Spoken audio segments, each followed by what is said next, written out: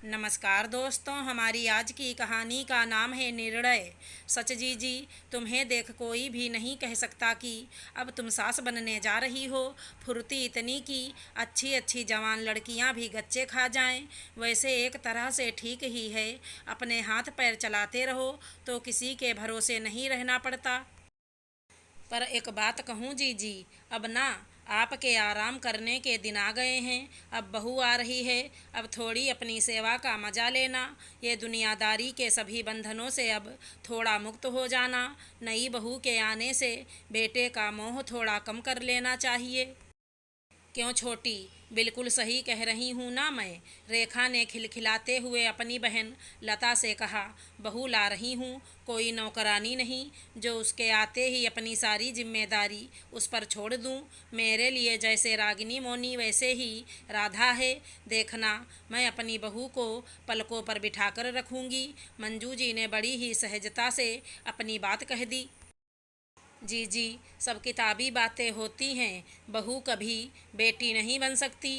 खैर हमें क्या, आजकल तो घर घर की कहानी है। आप हमसे बड़ी हो, दुनिया आपने हमसे ज़्यादा देख रखी है, पर हम दोनों की बहुएं आ गई हैं तो समझाना हमारा फर्ज था। बाकी आगे आपकी मर्जी। मंजू जी अपनी 3 बहनों में सबसे बड़ी हैं। तीनों ही अपनी घर गृहस्थी से पूर्ण हो चुकी हैं। मंजू जी की भी 2 बड़ी बेटियां हैं जिनकी शादी को भी काफ़ी समय बीत चुका है, पर दीपक दोनों बेटियों के बहुत समय बाद हुआ था, इसलिए अब घर में उसकी शादी का नंबर आया था।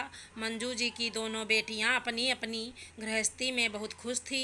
अपने छोटे भाई के लिए राधा को पसंद करने वो दोनों खुद से ही गई थी।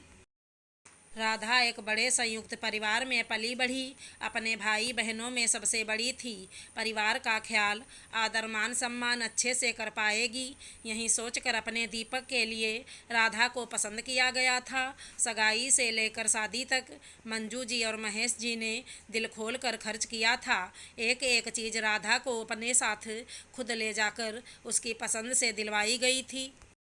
राधा भी इतना प्यार करने वाला परिवार पाकर बहुत खुश थी। शादी खूब धूमधाम से संपन्न हुई। कुछ दिन तक अपनी नई भाभी के साथ समय बिताने के बाद रागिनी मोनी भी अपने घर रवाना हो गईं, पर जैसा सोचा था वैसा उसके विपरीत ही निकला। राधा एक संयुक्त परिवार की पली बढ़ी जरूर थी, पर उसका सपना हमेशा एकल परिवार में रहने का था। उसे एकांत बहुत पसंद था। हालांकि उसके नए परिवार में सास ससुर, पति और वो खुद, इन 4 सदस्यों के अलावा और कोई पांचवा नहीं था, पर फिर भी वो हमेशा सभी से कटी कटी सी ही रहती। वहीं मंजू जी ने अपनी नई बहू से कुछ ज़्यादा ही उम्मीदें लगा रखी थी। बेचारी सुबह राधा के उठने से पहले ही उसके लिए चाय नाश्ता तैयार करके रख देती थी। कई बार महेश जी ने मजाक मजाक में उनसे कहा भी था कि मंजू जी, ये आप सही नहीं कर रही। माना राधा नई नई है, पर उसे अपनी जिम्मेदारी शुरू से ही समझनी चाहिए। आपको तो पता ही है, माता जी थी नहीं, बहुत छोटी सी उम्र में ही आकर मैंने अपनी जिम्मेदारियों को बखूबी निभाया था। इस घर को और बच्चों को बनाने में दिन रात एक कर दिए। पर अब जब हम हैं तो मैं नहीं चाहती कि मेरी बहू भी इन सब तकलीफ़ों से गुजरे। और फिर अभी नई नई है, उन्हें अपनी ज़िंदगी आराम से जी लेने दीजिए, फिर तो यही सब करना है। मंजू जी हंसकर बात टाल देती, पर राधा ने धीरे धीरे मंजू जी के प्यार का फ़ायदा उठाना शुरू कर दिया। वो सुबह 11 बजे से पहले अपने कमरे से उठकर ही नहीं आती। तब तक महेश जी अपना खाना लेकर दुकान पर निकल जाते थे। रात को भी महेश जी जल्दी ही खाना खा लेते थे और राधा अपने और दीपक के लिए कभी विदेशी खाना बना लेती या फिर कभी होटल से आर्डर कर रसोई से निकल पार्क में घूमने निकल जाती। वहीं हल्का खाने वाले मंजू जी को अपने और महेश जी के लिए खुद से खाना बनाना पड़ता। ऐसी ही गृहस्थी की छोटी छोटी बातों से जल्दी ही उन दोनों के बीच मनमुटाव शुरू हो गया था।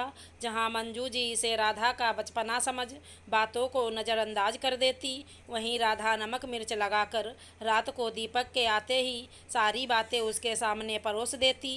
धीरे धीरे घर का शांत वातावरण अशांत बन चुका था। घर के 4 सदस्य भी 2 हिस्सों में बट चुके थे। हालांकि दीपक इन सब बातों को समझता था, पर वह बेचारा तो माँ और पत्नी के बीच मात्र पिस कर रह जाता है।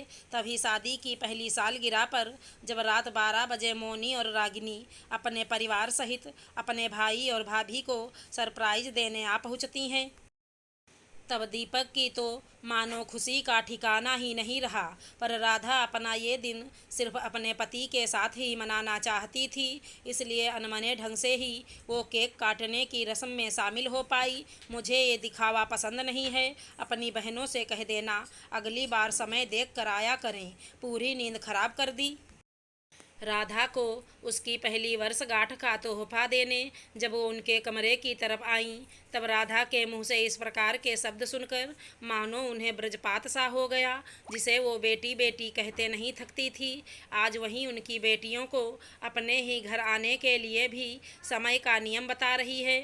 मंजू जी गुस्से में अपने कमरे में चली आईं। ना समझ है, अभी वो परिवार के महत्व को नहीं पहचानती, और फिर तुम ही तो कहती हो धीरे धीरे सीख जाएगी। फिर अब गुस्सा करने से क्या फ़ायदा।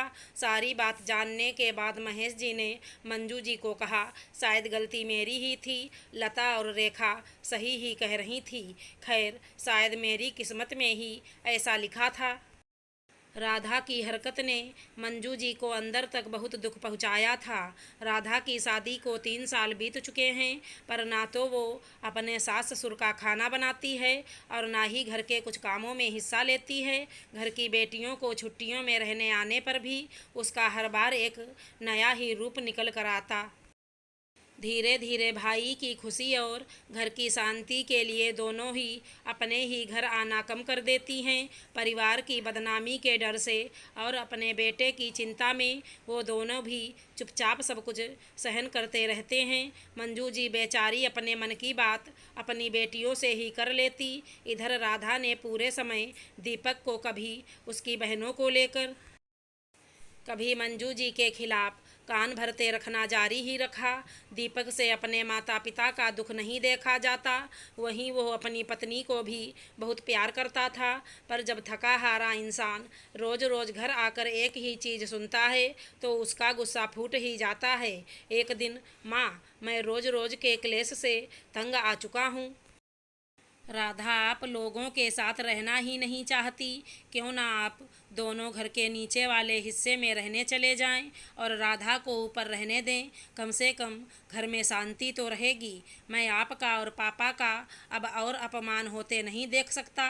वैसे भी राधा की हरकतों की वजह से दीदियाँ भी अब घर नहीं आती हैं। बेचारी, इसमें उन दोनों का क्या दोष। आखिर उनसे उनका मायका क्यों छीना जाए। अपने बेटे के मुंह से इस प्रकार के शब्द सुनकर उन्हें अपने कानों पर विश्वास ही नहीं हुआ। ये वही बेटा है जिसके लिए उन्होंने न जाने कितने ही मंदिरों में माथा टेका था। बहू तो चलो दूसरे घर से आई है, पर बेटा तो अपना है। नहीं नहीं, मैं ये सब क्या सोचने लगी। दीपक ऐसा कुछ नहीं सोच सकता। माँ होकर मुझे उसकी परिस्थितियों को समझना चाहिए। अपने आप को संयम में रखते हुए उन्होंने बोलना शुरू किया, तुम बिल्कुल सही कह रहे हो। जानते हो तुम, जब मेरी 2 बेटियाँ हो गई थी तब डॉक्टर ने मुझे तीसरा बच्चा करने के लिए साफ मना कर दिया था। तुम्हारे पिताजी तो बिल्कुल भी तैयार नहीं थे, पर मैंने ही ज़बरदस्ती की थी। पर इस दिन के लिए नहीं, ये घर तुम्हारे पिताजी ने अपनी मेहनत की कमाई से बनाया है। ना तो मैं नीचे वाली मंजिल पर रहने जा रही और ना ही तुम ऊपर बहुत हुआ। तुम दोनों अपना इंतज़ाम कहीं और कर लो। 2 महीने का अब मैं तुम्हें समय देती हूँ। ये लो ताला और चाबी। जब जाओ तब मुझे सौंप कर जाना। अपने बेटे के लिए हर समय जान हाजिर करने वाली मंजू जी इस प्रकार का भी कोई निर्णय ले लेंगी, ये राधा ने कभी सपने में भी नहीं सोचा था। उसके सारे सपनों पर पानी जो फिर चुका था।